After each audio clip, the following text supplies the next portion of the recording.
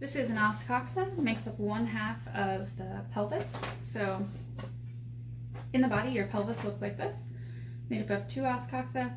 And these come from 2 different individuals, so they're not really the same size, but they demonstrate how this looks in the body. So superior portion, inferior portion, and anterior portion. So I'm going to put one off to the side. The os coxa is made up of 3 different bones that fuse together in life. So the first bone is the ilium, the large part here. The second bone is the pubis, and the third bone is the ischium. This large indention here is the acetabulum, and that's where the head of the femur articulates with the pelvis. So if you imagine that there are 3 triangles that divide up the acetabulum, the first triangle would be that part of the ilium, which forms the acetabulum. The triangle here would be that part of the ischium, which forms the acetabulum. And this part here would be that part of the pubis that forms the acetabulum. So together, the ilium, the pubis, and the ischium all fuse together at the center of the acetabulum to form the acetabulum as a whole, where the femur can then articulate. So there's a couple of features that we want to look at here. Keep in mind that even though I've left the markers here, in life, the os coxa is more like this, and I'm turning it kind of like this so that we can see the features. So I'm going to leave these here because I think it's easier than not having them there, but this is more anterior than this is demonstrating. So when I'm looking at the ilium, you want to know the ala or ala of the ilium, which is just the wing of the ilium, as well as the iliac blade, which is the top part of the ilium.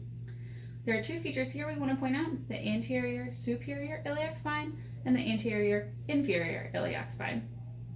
You have to say anterior because there is a posterior, and you have to say superior and inferior because there are 2 of them. So this is superior to this one, and this one is inferior to this one.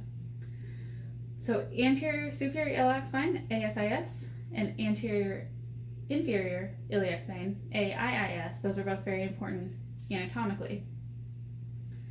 Moving down to the ischium here, we have the ischial body and the ischial tuberosity. So the ischial tuberosity is this very robust raised portion. If you lean back and hold your feet up, if you're sitting on the ground and you lean back and hold your feet up, this is what you're sitting on, that ischial tuberosity.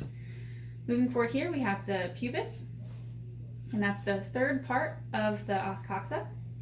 On the pubis, we want to be able to identify the pubic symphysis, and that's the face of the pubis. It's raised and roughened here. In life, when these are in the body, it looks like this.